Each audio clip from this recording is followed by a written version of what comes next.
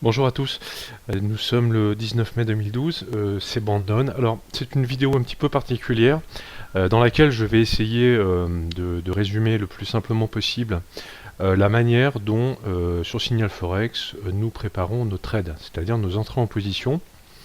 Il y a eu quelques incompréhensions et je souhaite à travers cette vidéo vous présenter donc les trois grands types de trades qu'on vous propose sur le forum. Donc je vais à la fois donner des définitions assez simples avec des règles d'entrée également assez simples. Ça demandera peut-être bien sûr à être précisé dans la suite, mais je vais quand même donner des repères plus clair pour certains d'entre vous, parce que très souvent on n'a pas le temps de lire tous les posts du forum, on n'a pas vu qu'à tel endroit on avait dit cela, donc je vais essayer vraiment de préciser ces règles d'entrée, et puis je vais prendre des exemples sur les paires de devises, afin que vous puissiez vraiment comprendre et appréhender beaucoup plus sereinement et beaucoup plus clairement la manière dont nous, sur Signal Forex, nous faisons notre trading. Voilà. Alors, je vais d'abord parler du premier type de trade. Le premier type de trade qui est un trade en suivi de tendance, qui est le trading que l'on doit plus particulièrement privilégier lorsque on fait du swing trading. Pour ce faire, je vais. Alors vous verrez qu'en suivi de tendance, il y a deux grands types de trades. Il y a le suivi de tendance où on va chercher à rentrer suite à une phase de correction. Donc je vais essayer de vous expliquer. On va donc viser une zone de rebond dynamique pour passer à la vente ou pour passer à l'achat. Voilà, donc pour illustrer ce premier type de trade, donc en suivi de tendance, je vais prendre la parité euro-dollar. Alors donc là je suis donc sur la parité euro-dollar sur un graphique en daily. Donc première chose aussi sur l'unité de temps, nous allons maintenant systématiquement privilégier, pour avoir des signaux les plus clairs possibles, des graphiques en journalier. Voilà. Alors on pourra toujours utiliser des time frames, des unités de temps plus longues comme en mensuel par exemple, comme je le fais parfois donc sur certaines, par exemple sur l'euro-dollar, mais on va essayer donc de prendre des graphiques en journalier. On pourra également utiliser le H4 voire le H1, mais moi je baserai la plupart de mes signaux sur des graphiques en journalier de manière à ce qu'il n'y ait pas d'ambiguïté donc sur l'unité de temps. Donc là je suis sur un graphique en journalier sur la parité euro-dollar. Comme on l'a, alors vous avez vu, on a eu donc depuis le mois de février des plus hauts de plus en plus bas. On avait un support à 1,30. Voilà, donc formation ici d'un triangle descendant. Hein. Alors on avait également utilisé un autre outil. Ici on avait tracé une moyenne mobile à 150 jours, hein, vous vous souvenez. Donc vous allez voir que pour ce premier type de trade en suivi de tendance, donc on va essayer d'utiliser également des moyennes mobiles. Voilà, donc là elle est en rouge. Bon, alors je vais grossir un petit peu et je vais prendre le dernier trade, un des derniers signaux que nous avons donné sur la parité euro-dollar. Donc c'était, vous allez le voir, il y a quelques jours, enfin voilà. Donc, qu'est-ce que c'est? Donc on est visiblement dans une tendance baissière. Voilà. Donc on va attendre une phase de correction. Une phase de correction, alors dans une tendance baissière, une correction c'est un mouvement à la hausse. Voilà. Donc on a eu ici, hein, au mois d'avril, plusieurs journées de hausse. On est passé de 1,30 et on est allé tester pratiquement les 1,33. Bon. Alors, en fait, on va essayer de déterminer une zone dans laquelle on va pouvoir rentrer à la vente. Puisque ici nous sommes dans une tendance baissière, donc nous allons trader dans le sens de la tendance, en suivi de tendance. Mais donc on va chercher à attraper, à cibler surtout une zone de rebond dynamique possible. Et ici, on a finalement un double signal, ou plutôt une double indication. Premièrement, on a cette résistance oblique, voilà, donc en daily quand même, hein, qui coiffe les cours donc depuis le mois de février, depuis la fin février. Et on avait également cette moyenne mobile à 150 jours, hein, moi, qui me sert vraiment de tendance de fond sur cette parité euro-dollar. Hein. Si je fais un tout petit zoom arrière, vous allez voir que cette moyenne mobile, elle a parfaitement, et ici aussi donné une zone de vente dynamique. Ici pas tout à fait, ici en tout cas on en a eu une magnifique. Voilà. Donc je reviens sur le dernier trade.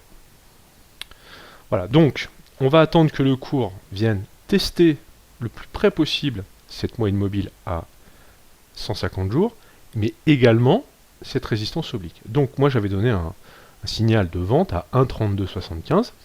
On va... Alors bien sûr, là encore, il y a forcément des appréciations personnelles, c'est-à-dire est-ce qu'il faut que je rentre à 1,3260 pour être sûr de ne pas louper le mouvement, à 1,3250. Bien entendu, il faut, quand on est sur des gros signaux comme ça, se donner une marge de manœuvre. Il n'était pas du tout évident qu'on aille chercher les 1,3275. Là, on a eu beaucoup de chance sur ce trade. Peut-être qu'on aurait pu simplement stagner à 1,3260 avant que la paire ne reparte à la baisse. Hein, je prendrai justement un autre exemple sur la parité euro-dollar tout à l'heure. Donc, on va, je répète, essayer de rentrer donc dans cette zone et on va mettre un stop au-dessus de cette zone de manière à... alors, un stop, là encore, il faudra peut-être qu'on fasse un jour une vidéo sur les stops. Alors, en théorie, en swing trading pur, il faudrait placer son stop au-dessus du dernier plus haut. C'est-à-dire à 1,34. Alors bien sûr, ça fait... parce que, en théorie de dos, si jamais on a un nouveau plus haut que l'avant-dernier plus haut, eh bien on a un possible retournement de tendance. Donc en théorie, le stop doit être placé au-dessus. Alors bien sûr, on est sur des unités très longues, enfin en daily en tout cas. Donc voilà, moi en tout cas, c'est quand je rentre sur des signaux de long terme, je vais suivre cette théorie. Alors on peut faire la même chose sur des unités de temps plus courtes.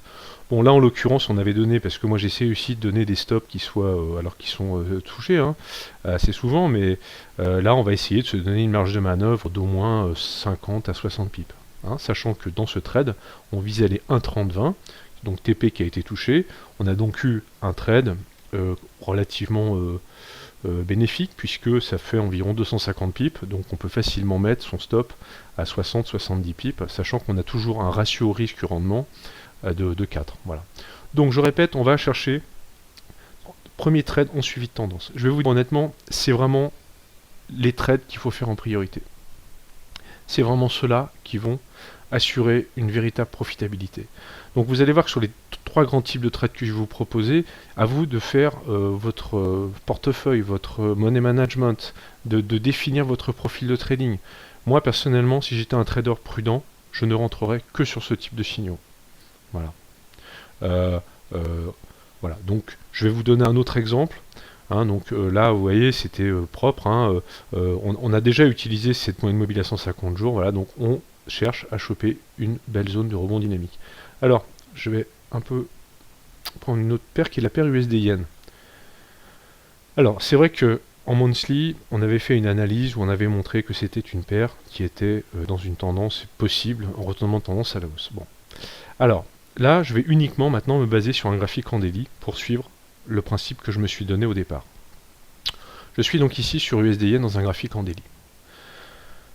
Donc je vois que cette paire, depuis le 21 mars 2012, évolue dans une tendance baissière qui est ici matérialisée par ce canal baissier.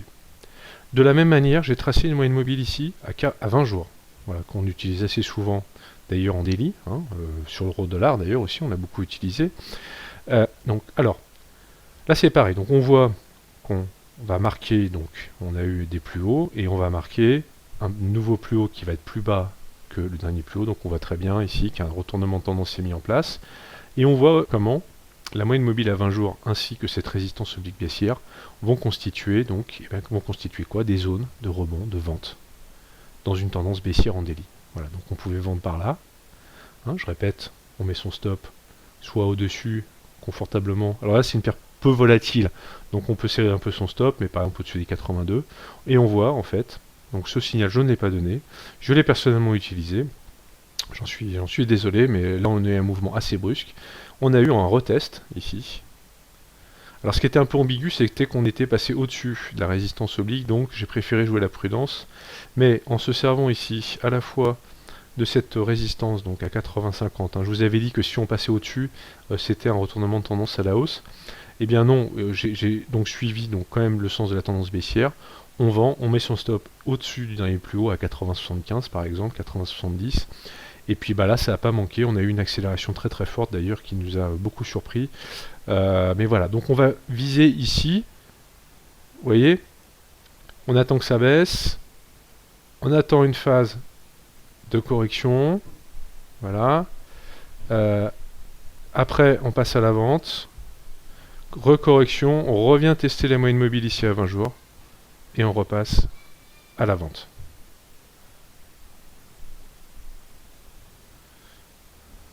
Très bien. Donc on va continuer, pardon, petite pause. Voilà, donc premier grand type de trade en suivi de tendance, et dans cette suivi de tendance, on va, suite à une phase de correction, rentrer sur une zone de rebond dynamique, soit à l'achat, soit à la vente. Donc ici pour la paire USD-Yen, qu'est-ce qu'on va faire maintenant? On voit très bien que la tendance baissière est repartie plein pot. On va attendre à nouveau une correction, donc à la fois sur la résistance oblique ou sur la moyenne mobile à 20 jours. Alors bien sûr, sur ce type de trade, dont moi j'utilise des indicateurs très très simples, vous pouvez utiliser des oscillateurs.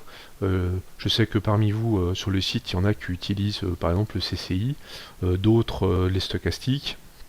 Voilà, CCI en 14 jours. Voilà, donc vous allez attendre des seuils. Alors là, c'est pas très très pertinent. Je vous laisse complètement libre bien sûr de venir compléter, puis surtout de venir en parler aussi sur le forum, de manière à je dirais, améliorer notre vision de la paire. Donc là je mets la stochastique par exemple. Bon effectivement on a eu un croisement et voilà, bon, c'était pas très très pertinent. On voit quand même que la tendance baissière est bien en place sur la paire USD. Donc je répète, je n'utiliserai plus que des graphiques en daily sur ces signaux de trading en suivi de tendance.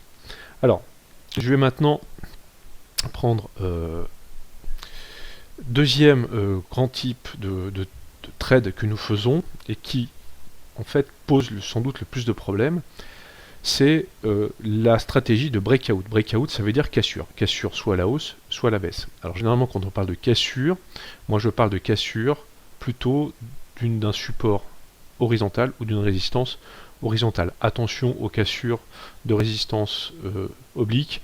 Moi personnellement je les suis pas trop en tant que telles. Et il faut mieux donc croiser cela avec une autre indication. Donc je vais revenir sur la parité euro-dollar et puis je vais prendre d'autres exemples. Alors, on a eu, comme vous le savez, un support. Donc je pars toujours également d'un graphique en daily. Donc ça sera la règle maintenant. Donc support à 1,30 qui a été testé à de nombreuses reprises, voilà, ces derniers mois. Donc ça a été testé ici, on le voit au mois de février, ensuite au mois de mars, ensuite au mois d'avril, et puis au mois de mai. Là on a une belle mèche, voilà. Et puis ensuite on a cassé à la baisse. Alors, breakout ici, on voit, comme nous on l'avait d'ailleurs prévu dans nos différentes analyses, on s'attendait à ce qu'il y ait un retour, ou plutôt une cassure par le bas, dans la mesure où on avait un beau triangle descendant dont je vous ai parlé tout à l'heure. Voilà. Alors maintenant, qu'est-ce qu'on va faire? Il y a eu beaucoup d'ambiguïté. On est souvent pressé en trading. On veut tout de suite rentrer dans le trade de manière un petit peu incontrôlée. Parce que très souvent, pour beaucoup, le trading, c'est un peu comme un jeu, un peu comme une drogue. Donc on est devant son écran et on veut absolument rentrer. Alors, effectivement, on a parlé de clôture, de bougie. Donc, on a parlé de clôture en H4. Alors, la règle que je vais maintenant systématiquement suivre pour les stratégies de breakout, donc qui est une stratégie un tout petit peu plus risquée selon moi que la suivi de tendance. Donc là encore, si vous avez un money management plus prudent, on va plutôt privilégier le premier type de trade. On va de temps en temps faire du breakout, mais on ne va pas en faire systématiquement. Hein. Ça, c'est très important. Donc, je vais maintenant systématiquement attendre une clôture en daily, en journalier, c'est-à-dire le soir 22h30, 23h, en dessous du support ou au-dessus de la résistance. Donc là, on a une forte accélération. Difficile, on peut rentrer le soir. Et ce qu'on va faire, c'est que là, il y aura deux techniques possibles. Soit je rentre à la fin de l'accélération. Donc ici, on est venu taper, en gros, on a clôturé à 1,2930. Donc je rentre ici à 1,2930. Je mets mon stop au-dessus du dernier plus haut. 1,3070 par exemple. Ou alors, deuxième technique, qui à mon avis est plutôt à privilégier, surtout sur des breakouts de ce type-là, c'est qu'on attend une respiration, c'est-à-dire une correction plutôt. Donc là, on n'a pas eu tout à fait un pullback. J'avais donné un signal, à 1,2980, donc sur pullback, on l'a pas tout à fait touché. donc vous n'êtes pas forcément rentré. Je sais que certains sont rentrés à un 29,75. Donc là c'est pareil, difficile d'évaluer à combien de pips, donc puisque là on a un support compris entre 1,30 et un 29,80, à combien il faut rentrer. Donc s'il faut rentrer 20 pips, 30 pips, je crois qu'il faut plutôt que de viser un seuil extrêmement précis, ce qui est très préjudiciable en trading, parce qu'on est plutôt dans une logique du flou et de l'imprécision très souvent. Il faut essayer de donner une petite marge de manœuvre, et là encore on met son stop au-dessus du dernier plus haut en daily, d'accord? Voilà, donc stratégie de breakout, j'attendrai systématiquement la clôture en daily de manière à ce qu'il n'y ait plus aucune ambiguïté. Je vais prendre un autre exemple, parce que beaucoup ont suivi ce trade, c'est la paire euro-AUD. Alors là c'est un tout petit peu différent, on a quand même des types de breakout qui sont différents les uns des autres. Je vais partir donc de la paire euro-AUD. Donc d'abord, à la différence de la paire euro-dollar, là on est dans une tendance baissière très très forte. Là je suis sur un graphique en weekly, et vous voyez que c'est une paire qui depuis 2008 s'est complètement écroulée. Alors ce qui est intéressant, c'est qu'actuellement on voit qu'on est dans un possible retournement de tendance. Vous voyez ici, on est repassé, alors remarquez le seuil tout à fait déterminant qu'on est en train de casser ici à la hausse, qui a été travaillé à la fois comme support, donc ici en 2011, janvier 2011, ensuite juillet 2011, septembre 2011, paf, on a cassé par le bas. Ok, ça c'était au mois de décembre, on avait d'ailleurs à d'autres endroits, d'autres sites donné ce signal de vente, et puis on voit vraiment ici qu'on est en train de repartir par le haut. Et là ce qui est intéressant, c'est que à la fois on a une bougie en weekly là qui clôture au-dessus, c'est un 29, donc 1,29, donc très très gros seuil technique, qui a à la fois servi de support, mais qui a servi ici de résistance. Je vais repasser en daily, on voit donc que ça a servi de résistance, là triangle ascendant, donc là clôture en daily au-dessus, donc là je rentre. Alors bien sûr, un 29,80 vendredi soir, c'est un peu difficile. Qu'est-ce qu'on va faire? On va attendre une petite respiration, sans doute, lundi, et puis on va essayer de rentrer, je sais pas, sur un 29,40, par exemple, un 29,30, et on va pas trop se poser de questions là non plus, on va essayer de mettre un stop un peu large, de manière à 1,2860 par exemple, mais on va essayer de profiter de ce mouvement. Voilà. Donc là, j'attendrai une clôture en daily. Je prends un autre exemple de breakout, euro, dollar néo-zélandais. Je suis sur un graphique en daily, je répète, toujours graphique en daily à partir d'aujourd'hui, de maintenant, bon j'utilise déjà beaucoup. On voit qu'on a un canal de correction aussi après une très forte baisse. Et là ce qui est intéressant, c'est qu'on a eu carrément le breakout de la résistance oblique. Alors j'ai dit que c'était pas très pertinent, mais là on a eu, vous voyez, le breakout, clôture en daily, pullback, et là, paf, on est remonté plein pot. Donc là, voilà le type maintenant de signaux qu'on utilisera. On est sorti par le haut, on a clôturé au-dessus de la résistance oblique. Donc là c'est un petit peu plus difficile, il faut être un peu plus prudent encore, parce que là encore on est dans une tendance baissière de fond. On est dans un canal de correction de long terme, c'est vrai en daily. On a un pullback le lendemain, paf, ça remonte plein pot. Ok, voilà. Donc j'espère que c'est clair. S'il y a des questions, bien sûr, sur le forum, on discutera de tout ça. Troisième grand type de trade, c'est le trading spéculatif. Alors c'est un trading risqué. Alors, pour ce faire, je vais prendre l'or. Risqué et en même temps, il faut utiliser ce type de trading. Voilà, donc sur l'or, je suis sur un graphique, je vais passer sur un graphique en daily. Voilà, donc on a un très gros support, ici à 1530 $, 1520 $. Là encore, on va plutôt parler de zone de support. On voit qu'à chaque fois, sur ce support, les acheteurs sont repassés à l'attaque. Donc là, on va acheter. Voilà, on va pas trop se poser de questions, surtout sur des supports qui durent depuis septembre 2011. On est bien d'accord. Donc là, on va passer à l'achat. On voit d'ailleurs que ça a été extrêmement prolifique. Alors, ce que je vais essayer de faire aussi, c'est que on va vraiment essayer de donner des signaux spéculatifs, c'est-à-dire spéculatif, ça veut dire à contre-tendance, je m'explique au fait. C'est-à-dire que là, on a une baisse, et puis on joue la hausse, donc forcément, c'est pas évident. Mais là, quand on va essayer vraiment de cibler des gros supports comme ça, ou des grosses résistances, afin de passer à la vente. On voit d'ailleurs qu'on avait une résistance ici, bon. Je vais prendre un autre exemple. Alors ici, ça s'est pas passé, mais moi j'attends aussi quand même pour le silver. Alors le silver, là je suis sur un graphique en weekly, mais je pourrais passer sur du daily. On voit qu'on a un support clé à 26,20, 26 dollars l'once. Là on n'a pas tout à fait touché, donc du coup on est allé à 26,60. J'ai pas donné signal d'achat, mais là encore on voit très bien que les acheteurs sont repassés, ici à l'attaque. Donc je répète, spéculatif, on est à contre-tendance, mais on va essayer de viser des gros supports comme ça, et généralement ça fonctionne assez bien, parce qu'il y a des zones psychologiques, mais ça reste du risqué. Je prends un trade qu'on avait fait en spéculatif qui n'avait pas fonctionné, c'est GPB USD, vous vous souvenez, il y a quelques temps. On était, si mes souvenirs sont bons, avec un support, le dernier plus haut, à 1,60, voilà, c'est celui-ci. Donc 1,61,60, j'avais dit ok, c'est un plus haut. On avait vu au niveau de certains oscillateurs que ça montait en zone de surachat. J'ai dit on passe à la vente, ça n'a pas fonctionné. Voilà, on a cassé un breakout à la hausse de cette résistance. Voilà, donc là ça n'a pas fonctionné. Tant pis pour nous, on a été stoppé, c'est pas grave. Voilà. Allez, encore un dernier exemple, USD CAD. Je passe en daily. Donc pareil, USD CAD, on a cassé une résistance, on a consolidé à plat, résistance à 1,0050. Maintenant, je vais attendre une clôture en daily. Elle a eu lieu ici, le 15. On a eu un pullback le lendemain. Et puis là, paf, on a pris pratiquement 200 pips. Voilà. Donc, alors pardon, là c'est de la stratégie, excusez-moi, de breakout. Donc du coup, pardon, ça ne concerne plus le trade spéculatif.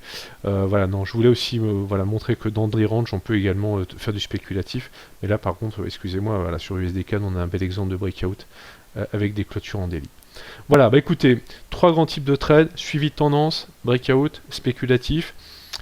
On n'utilisera que des graphiques en daily, on n'utilisera que des clôtures en daily. Je pense que ça sera la meilleure manière de rendre les choses plus visibles et surtout pour les traders qui nous suivent, de se donner un peu plus de temps, un peu plus de marge de manœuvre.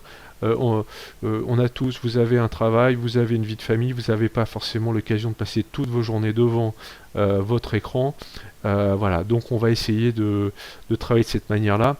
Sur MySignal aussi, on va essayer bien sûr d'être plus rigoureux, de vous donner les mêmes informations que sur le forum, mais je vous invite quand même à aller sur le forum parce que c'est sur le forum qu'on va pouvoir échanger, c'est très important. Nous, on n'est pas là pour vous donner des signaux comme ça clé en main, on a aussi envie d'en discuter avec vous, on n'a envie de parler d'analyse technique avec vous, on a envie que vous nous fassiez partager vos expériences, vos analyses, et c'est donc très très important que vous veniez sur le forum pour échanger. Voilà, je vous souhaite un bon samedi, j'espère que ça a été clair. S'il y a des questions, il n'y a pas de problème, on est là pour y répondre. Merci beaucoup, allez, bon week-end.